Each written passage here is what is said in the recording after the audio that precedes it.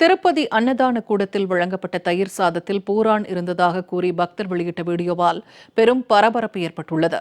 சமூக வலைதளங்களில் வீடியோ வைரலாகி வரும் நிலையில் இதற்கு தேவஸ்தான நிர்வாகம் மறுப்பு தெரிவித்துள்ளது. இதுகுறித்த செய்தி தொகுப்பை தற்போது காணலாம்.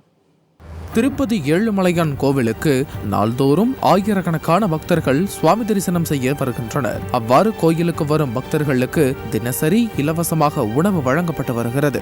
இந்த நிலையில் தெலுங்கானா மாநிலம் வாரங்கல்லை சேர்ந்த சந்து என்னும் பக்தர் தனது நண்பர்களுடன் மலைப்பாதையில் பாத யாத்திரையாக திருமலைக்கு வந்து கொண்டிருந்தார். அப்போது அங்குள்ள அன்னதான கூடத்தில் சாப்பிட சென்ற போது அவருக்கு பரிமாறப்பட்ட தயிர் சாதத்தில் பூரான் இருந்ததாக கூறப்படுகிறது.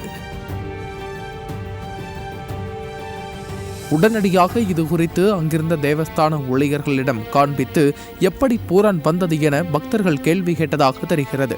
ஆனால் பக்தர்களிடம் பேசி அங்கிருந்து வெளியேறும்படி கூறியதால் கோபம் அடைந்து அவர்கள் அதனை செல்போனில் வீடியோ பதிவு செய்து சமூக வலைதளத்தில் வெளியிட்டனர். மேலும் அதிகாரிகள், ஊழியர்கள் என அலட்சியமாக செயல்பட்ட அனைவர் மீதும் நடவடிக்கை எடுக்க வேண்டும் என பக்தர்கள் கோரிக்கை விடுத்துள்ளனர்.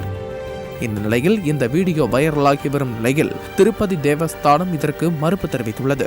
லட்சக்கணக்கான பக்தர்கள் தினசரி இலவச உணவு சாப்பிட்டு வரும் நிலையில் வேக வைத்த உணவில் உடல் பாகங்கள் சேதமடையாமல் முழு பூரான் இருப்பதற்கு வாய்ப்பு இல்லை என்றும் இது இட்டுக்கட்டப்பட்ட பொய் என்றும் பக்தர்கள் இதை நம்ப வேண்டாம் என்றும் கூறியுள்ளது.